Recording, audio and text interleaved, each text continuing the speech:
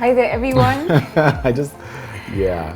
This is Rina Hicks, and I am with Tonee Ndung'u, and we are talking about entrepreneurship and keeping love alive. It's heavy. It's heavy. Yo. It's heavy. However, Yeah.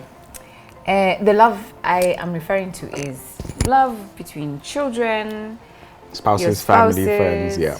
Friends, friends you grew up with, who you really love. Yeah. Your parents, relatives, siblings, because I know you have siblings. Older sister, younger brother. Yep. And yeah, so how do you do that? How do you? Don't. You don't.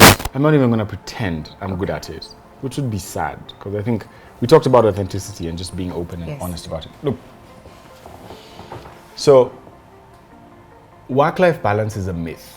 Yeah, when it comes to entrepreneurship, yeah. And relationships are even more of a myth when it comes to entrepreneurship. If you're going to start a business, here's two truths I'll give you from my experience. Well, Number it depends one, on what kind of business. Because if I'm setting Number up one. a shop down there. Number one, Okay. when you're an entrepreneur and you're starting a business on the level that I have, so I don't have a dukkha outside. If I did, that would be different. Yeah. It's still entrepreneurship, 100%.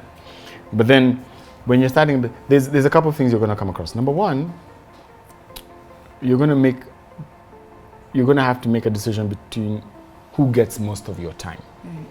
And human beings and relationship are basically based on time. Yeah. Whether it's quality or quantity, doesn't matter, time. That's the one resource you have when you're doing a business. The second thing is you're going to have to decide who is going to give you value and who is going to take value away from you. So you choose very carefully who your friends and the people you care about are. Because if you have friends who talk down on your idea, they're probably going to destroy you faster than a bad loan is. Anybody who speaks negatively into an entrepreneur's life is a very powerful distraction. People who tell you can't do it, or you're too young, you're female, you're male, your parents don't know this, you're not educated, whatever. Those people can snuffle that, and sometimes it's even your family, which is unfortunate. Yeah. They can snuffle that idea faster than anything a business can do. So that means that relationships become very loose. A lot of the times when you tell people what you're doing and they don't understand it, you'd have to choose whether I really want to hang around them or focus on the vision I've got. So that makes you isolated. Okay. And the third thing, which is also, in my mind, something to add to that, is if you don't have time and you don't have people, then the next best option is finding people who gel and understand where you're coming from. Yeah. Chances are those will be other entrepreneurs like yourself who have the culture that you've got of bad manners when it comes to overworking, being up early, sleeping late, being only available on Saturday evenings or Friday evenings to go out and do some drink out or whatever it is that you find fun or whatever it is. And so you find yourself getting now almost whirlpooled or sucked into this new culture that is not necessarily good for you. So you hang around your kind. And so what end up you find yourself literally trapped by the thing you're doing in every social way. Right. And the people who you cared about, who you loved, who you work with, who you loved, who you live with, who you are engaged, if they cannot relate to that, if they're not involved in the business, fall out of step with who you are, or you fall out of step with who they are. The thing about change is it never announces itself. I know, it's a slow fade. It's a slow fade. It comes and you don't notice it's come until one day it's there. Yeah. And it's there and it's not going. Okay, so how have you maintained the relationships? Let's talk about the kids. My children are very interesting.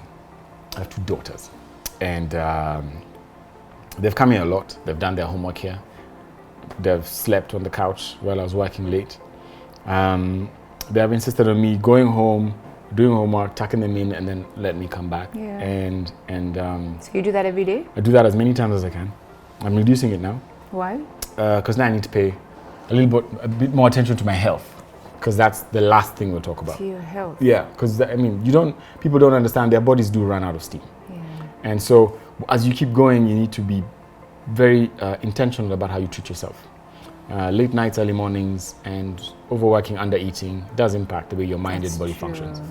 But struck a balance with them. They're getting a little bit older, so a little less needy, but still I'm doing my best to shine and be there as best as I can for them with school homework and school functions. Yes, I go for school functions. Fantastic. I like going for those. I am the pseudo football coach during football events, not before or after. That's awesome. And participate in sports functions and things like that. But the mom is phenomenal. She's just nothing short of a phenom. She's done a phenomenal job of holding forts, making sure that they're provided for, everything they need, they have. All respect to her for that ability. Do your parents ever see you? A lot. Oh, that's Yeah, awesome. a lot more than because of the kids. Because the kids are like, we're going to Shoshu's house today. Yeah. And so we get up and we go on weekends. They're very kind. One of my biggest investors is my mother. Okay. She's been always, what can I do? How can I help? Because sometimes it's not the 5 million you need the 50,000 or the 100,000. And she's like, let me see what I can do for my friends or whatever. And she get the kachama thing. And then she borrows that money. You do something amazing. Then you give it back. Yeah. Then she gives the chama. She's like, oh, really? What is your son doing? Let us go see his office. And then they come and they're like, oh, wow, this is fantastic. How else can we get involved? So if you're lucky like I am, and that's a very big grace that God's given us, use it. If you're not, it's going to be much, much harder to do the same. But then it's those good people you have around you.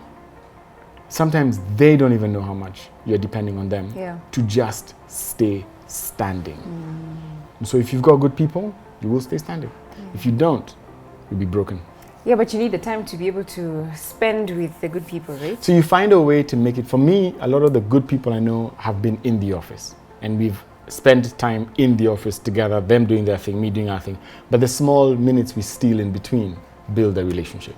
And I've come to learn relationships are built in moments. They're not built in ages. Yeah. It's those small moments of disappointment or success that you can share with somebody who's there. That at that particular point in at that time. particular point, yeah. It starts So if you miss cementing it, this. you've missed it. It's gone. It's gone. Life is too fast for us to be able to. I'm going to hold this until I get home and then share it. You know, you just at this point in time, we've just gotten this grant, or we've just gotten this success, or this has failed, or this is horrible, and while you're there, this engagement is working, and then when you leave, so what I hear you saying is, particularly with immediate family, is suck them into what you're doing. Completely. Bring them into the environment, involve them as much as you can. Make it our thing. I'm going for a speaking engagement, I grab my daughter, we go together. Yes. You know, so that then we are spending time, she's also getting immersed in what I do. Yeah. And then I have those moments as well that I'm able to take advantage of. Yeah. With your partner as well. I think no one taught us how to do this. No. We are probably one of the few generations of entrepreneurs Kenya's had. Yeah. Because the people before that were not entrepreneurs in the real sense. No. A lot of what they did was, there was a government contract, or they had a lot of land or whatever, and they took it and did this, or they built this company, or, we're starting from scratch. Most of the industries we're looking at have not even been there before we came. What edtech industry was there before we started? None. We're not learning from anyone. What tech company was there 20 years ago? Africa Online, through Mice, those kind of companies. That's just 20 years? Yeah. Was that 20 years? No, that's Africa 15 years Online, ago. maybe. No, 15 years ago. Yeah, 15 years ago. And so we're so fresh in this. We literally don't have anybody to guide you. You're making this up. A friend of mine says, we're building the plane as we fall off the cliff to keep from. That's how. That's such a graphic, very dramatic analogy. Okay. Build your plane as you fall off the cliff. Good stuff. That is entrepreneurship and love life, and how to just keep it integrated, not really balanced, but integrated in some way or other. And so if you're an entrepreneur out there and you are feeling alone, I think it's important to have a conversation with someone. I think it's okay to have therapy. It is. And doesn't mean that you are crazy. Have gone crazy. I think it's important to debrief, to have somebody to chat with, to just share your struggles and stuff that you're going through, and not to do it all alone, because it can be a lonely, lonely journey. And we wish you all the best. You take care, and if you have any questions, I'm sure Tonee will be happy to answer them. Yeah. I'll have him really? check out my timeline every so often to just see if there's any questions for him. Other than that, have a wonderful, wonderful time wherever you are, and God bless you. Bye-bye.